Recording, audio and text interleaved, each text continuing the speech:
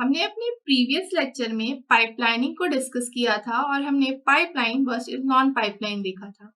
आज के लेक्चर में हम एक फोर स्टेज पाइपलाइन आर्किटेक्चर को समझेंगे और हम देखेंगे क्या एडवांटेजेस एंड डिसएडवांटेजेस होते हैं एक पाइपलाइन में।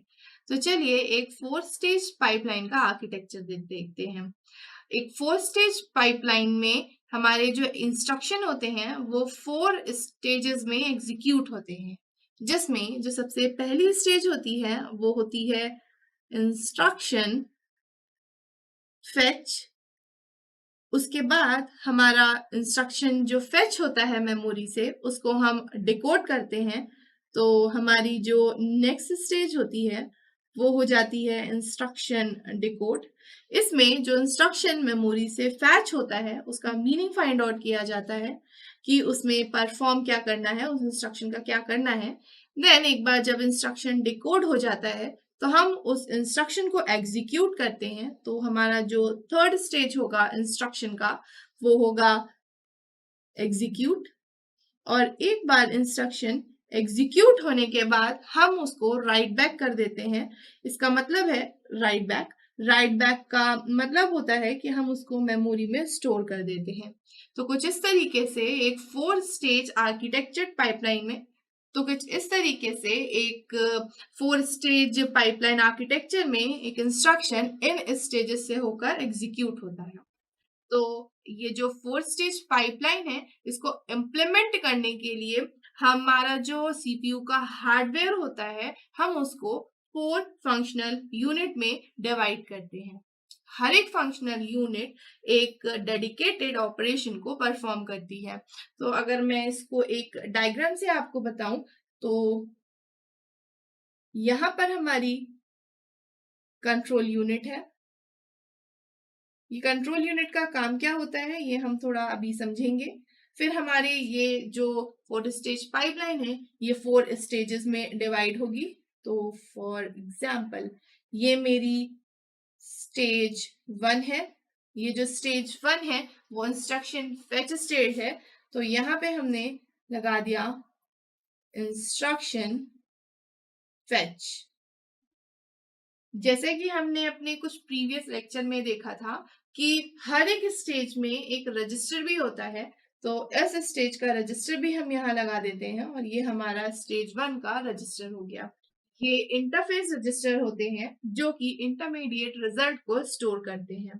फिर हमको एक स्टेज टू लगेगी और ये स्टेज इंस्ट्रक्शन डिकोड स्टेज होगी और यहाँ पर ये लग गया इसका रजिस्टर।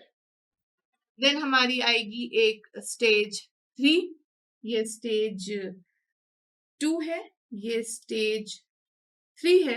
अब ये इंस्ट्रक्शन स्टेज थ्री में एग्जीक्यूट होगा और स्टेज थ्री का नाम है एग्जीक्यूट। ये इंस्ट्रक्शन को एग्जीक्यूट करेगा। देन हमारी स्टेज फोर्थ, ये हमारी लास्ट स्टेज होगी किसी भी इंस्ट्रक्शन को एग्जीक्यूट करने की। और यहाँ पे जो भी रिजल्ट होगा उसको हम मेमोरी में राइट बैक कर देंगे। ये रजिस्टर इसका हो गया और ये रजिस्टर इस स्टेज का हो गया। थोड़ा सा इसको भी करेक्ट कर लेते हैं। अब जो हमारी स्टेजेस होती हैं वो सेम क्लॉक पे काम करती हैं। तो हमने हर एक रजिस्टर और हर एक स्टेज को एक कॉमन क्लॉक प्रोवाइड की है। तो ये हमारा एक एग्जाम्पल है फोर स्टेज पाइपलाइन का, जहां पे हमने कंप्यूटर की हार्डवेयर यूनिट को फोर फंक्शनल यूनिट में डिवाइड किया है। ये फर्स्ट फंक्शनल यूनिट है, ये सेकंड है, ये थर्ड है एंड ये फोर्थ है। हर एक फंक्शनल यूनिट एक डेडिकेटेड टास्क को परफॉर्म कर रही है। जैसे जो स्टेज वन है वो इंस्ट्रक्शन को फैच कर रही है, स्टेज टू इंस्ट्रक्शन को डिकोड कर रही है and so on. Her stage का जो आउटपुट होता है वो नेक्स्ट स्टेज के लिए इनपुट होता है। तो इस तरीके से हमारी ये फोर स्टेज पाइपलाइन आर्किटेक्चर है। चलिए अब हम कुछ एडवांटेजेस एंड डिसएडवांटेजेस को भी डिस्कस कर लेते हैं। स्टार्ट करते हैं पाइपलाइन के एडवांटेज से। अगर हम पाइपलाइन का फर्स्ट एडवांटेज देखें तो यहाँ पर जो पाइपलाइन का थ्रूपुट होता है, या हम बोले एक पाइपलाइन सिस्टम का जो थ्रूपुट होता है वो बहुत इंक्रीज्ड होता है या अच्छा होता है। बात करते हैं ये थ्रूपुट होता क्या है। तो थ्रूपुट का मतलब होता है नंबर ऑफ इंस्ट्रक्शंस एग्जीक्यूटेड पर सेकेंड। मतलब आप एक सेकेंड में कितने इंस्ट्रक्शन को एग्जीक्यूट कर पा रहे हो। जो हमारी पाइपलाइन होती है उसमें हम टास्क को डिवाइड कर देते हैं और मल्टीपल स्टेजेस में साइमल्टेनियसली एग्जीक्यूट करवाते हैं। इससे जो हमारा थ्रूपुट होता है वो इंक्रीज हो जाता है। हमारा जो सेकेंड एडवांटेज है पाइपलाइन का वो है साइमल्टेनियसली एग्जीक्यूशन ऑफ टास्क या इंस्ट्रक्शन। और जो थर्ड एडवांटेज है वो है सिस्टम की ओवरऑल परफॉर्मेंस को इम्प्रूव करना। तो जो पाइपलाइन है वो सिस्टम की ओवरऑल परफॉर्मेंस को इम्प्रूव कर देती है through this increased throughput and simultaneous execution of instructions.